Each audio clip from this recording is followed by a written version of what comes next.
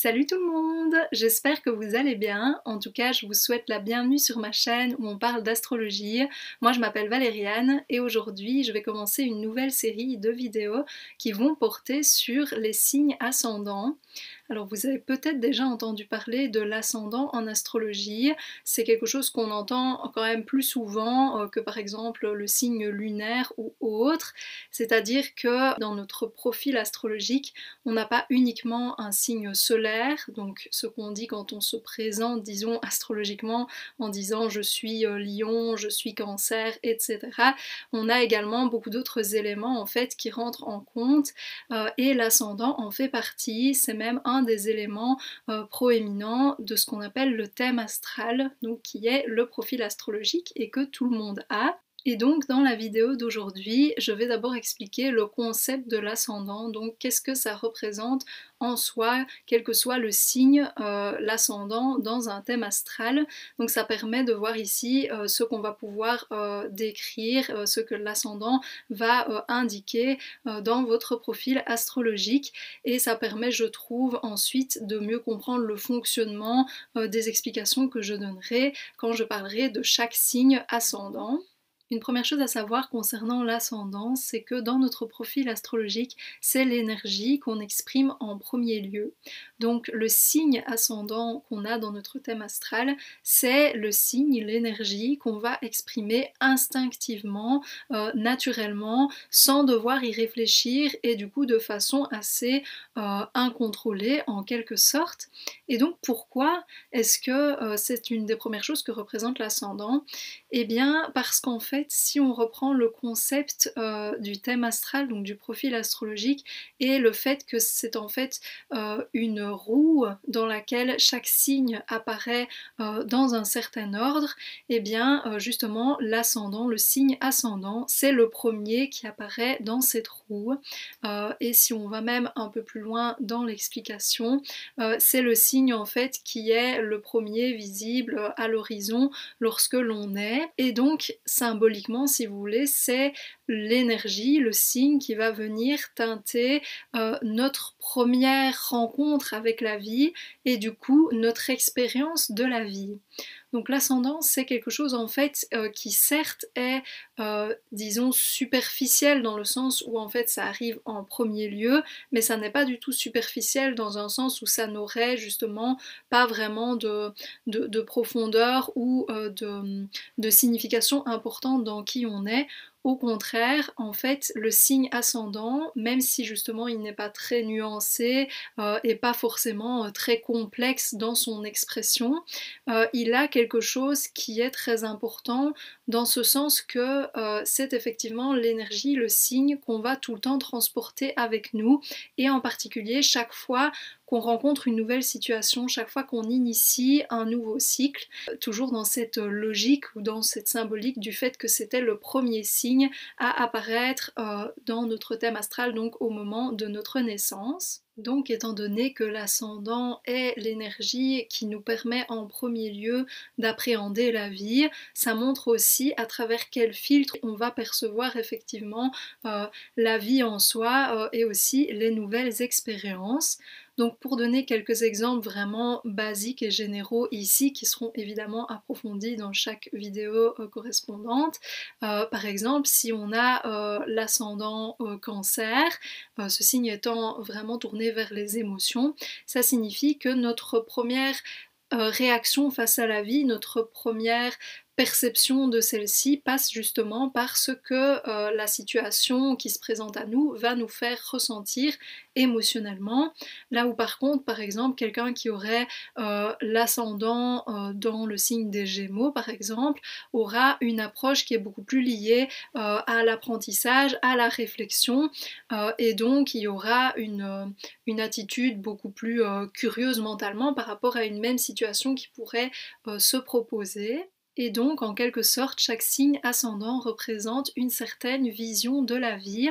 Et ça montre aussi que le signe ascendant peut représenter également le rôle qu'on joue dans un sens à la fois collectif et individuel, c'est-à-dire que vu que notre ascendant montre effectivement comment on perçoit la vie, comment on va y réagir, en tout cas effectivement dans une première approche, dans un premier temps, ça montre également ce qu'on peut apporter, ce qu'on peut jouer comme rôle, c'est-à-dire que par exemple certaines personnes mises face à une même situation vont toutes pouvoir jouer un rôle différent en fonction de leur perception personnelle et individuelle et aussi de leur identité propre dans leur attitude générale face à la vie. Elles vont effectivement amener cette individualité et ce regard qui leur est propre. Et alors, comme je le disais, le signe ascendant s'exprime d'une façon directe, impulsive, instinctive et naturelle, non nuancée. Et pourquoi est-ce que c'est le cas? Eh bien parce qu'en fait, cet ascendant correspond au premier domaine de la vie qui entre en jeu dans le thème astral, dans le profil astrologique. Et ce domaine de la vie, cette maison, comme on dit en astrologie, est associé au signe du Bélier, qui est le premier signe du zodiaque et qui a effectivement cette attitude très directe, non nuancée, impulsive et instinctive. Donc ça à nouveau c'est vraiment pour vous expliquer le fonctionnement, mais je trouve que c'est quelque chose qui peut aider à bien comprendre l'expression de l'énergie sur l'ascendant, donc l'expression du signe ascendant. Donc il y a quelque chose d'assez caricatural en fait dans l'expression du signe ascendant. Souvent on observe que ce sont vraiment, oui, les caractéristiques de ce signe mais exprimées d'une manière, oui, très directe, très conceptuelle, très stéréotypée d'une certaine façon. Et alors ce qui est intéressant aussi, c'est que, étant donné que en astrologie, justement, le signe du Bélier est associé à la vitalité et au corps dans effectivement son énergie, l'ascendant est lui aussi typiquement associé à la vitalité et à notre apparence physique. Alors, il y a beaucoup d'autres éléments dans un thème astral qui permettent de donner des indications physiques. D'ailleurs, personnellement, c'est pas forcément ce qui m'intéresse le plus, mais parfois ça peut être assez marrant de voir dans l'attitude le lien entre le signe ascendant et effectivement comment la personne bouge, par exemple. Autre chose que je trouve assez intéressant aussi, c'est que le signe ascendant et ses caractéristiques peuvent représenter comme des espèces d'outils ou de ressources qu'on a vraiment à la base avec nous et qui peuvent nous aider à progresser dans la vie. Et pour ça, j'ai pensé à une analogie assez peut-être assez bizarre, mais disons que dans les jeux vidéo, par exemple, quand on doit choisir le type de personnage avec lequel on va jouer pour vivre le même jeu, eh ben, je trouve que ça peut beaucoup représenter l'ascendant. Donc, par exemple, si on choisit de jouer avec un magicien qui se servira plutôt de sorts ou avec un guérisseur qui aura plutôt cette attitude de effectivement apporter des soins aux autres ou avec le guerrier qui va beaucoup plus entrer dans des contacts directs avec les opposants, etc.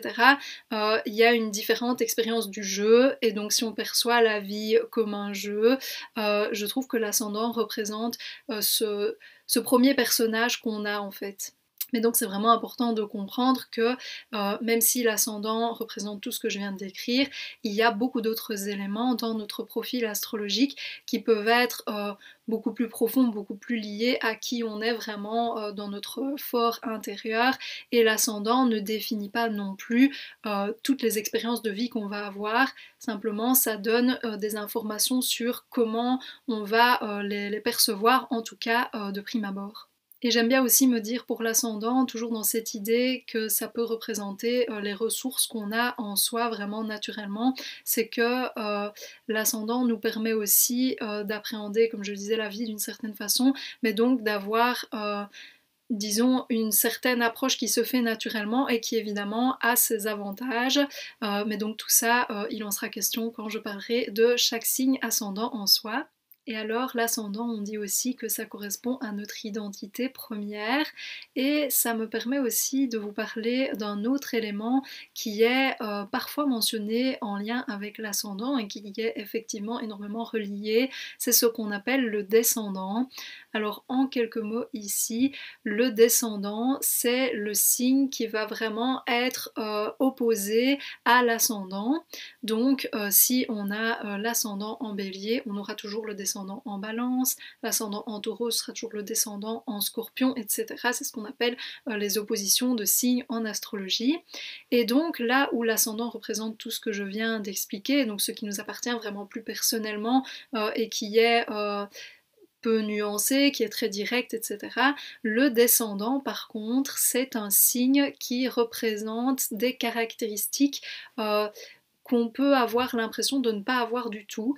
On appelle ça parfois aussi la face cachée en astrologie, c'est-à-dire que certaines personnes, à différents moments de leur vie, ou alors plutôt au début de leur vie, peuvent percevoir leur descendant comme des caractéristiques qu'elles n'aiment pas ou qu'elles rejettent parce que c'est complètement aux antipodes de comment elles perçoivent la vie.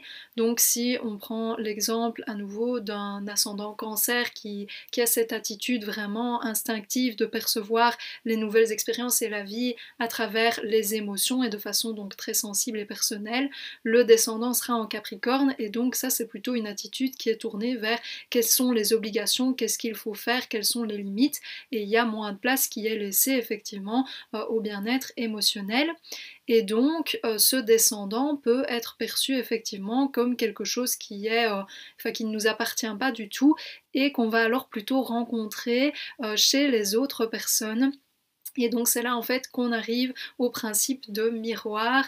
Ça s'appelle aussi la projection en psychologie, c'est-à-dire que on peut parfois avoir certaines caractéristiques en nous qu'on ne veut pas voir et en fait on les projette sur les autres. Donc par exemple quand on a l'impression que tout le monde est en colère et vraiment très agressif, parfois en fait ça peut montrer que c'est nous-mêmes qui avons de la colère en nous, et bien c'est ce principe aussi avec les caractéristiques du descendant. Donc la personne avec l'ascendant cancer pourrait avoir l'impression que les personnes qu'elle rencontre dans un sens vraiment de couple ou d'association sont des personnes très dures et qui ne pensent qu'au travail par exemple, alors que ces caractéristiques sont en fait des caractéristiques que la personne avec l'ascendant cancer doit pouvoir intégrer en elle aussi afin de trouver un certain équilibre. Mais voilà, je ne sais pas encore si je parlerai du descendant directement dans les vidéos qui parlent des signes ascendants. Je verrai si c'est pas trop long ou trop d'informations d'un coup. Mais en tout cas, il y aura évidemment un moment où j'en parlerai aussi. Et voilà, on a vu ensemble ce que ça représente en soi l'ascendant dans le profil astrologique. J'espère que c'était compréhensible pour vous et que vous avez appris certaines choses ou que ça vous a donné envie d'en savoir plus sur votre propre signe ascendant. Donc du coup, moi je vous retrouve très bientôt pour des vidéos sur chacun de ces signes et d'ici là je vous souhaite une bonne journée ou une bonne fin de journée. Salut!